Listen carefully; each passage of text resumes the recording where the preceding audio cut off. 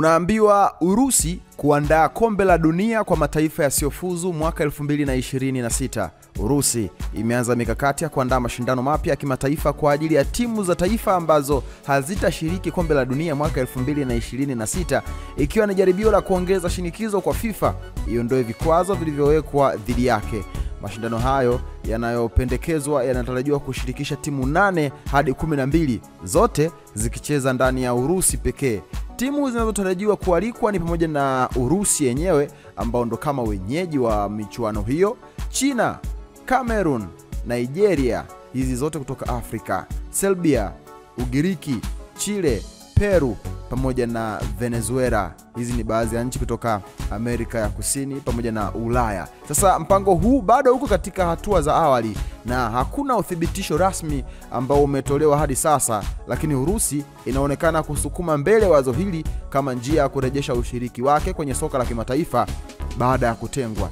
Ikumbuke kwamba Urusi imetengwa na FIFA kutokana na mgogoro wake wa kisiasa, vita inayoendelea kati ya Urusi pamoja na Ukraine.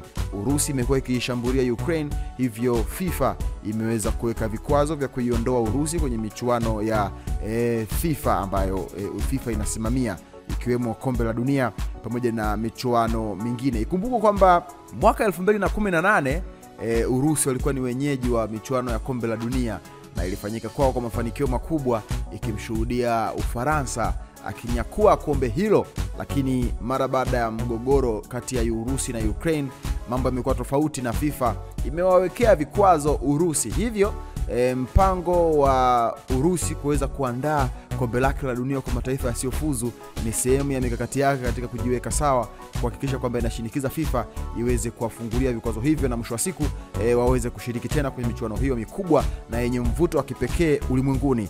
Tutasubiri kuona kama mashindano haya mapya yataidhinishwa na kupewa nafasi katika kalenda ya kimataifa ya soka au itashindikana.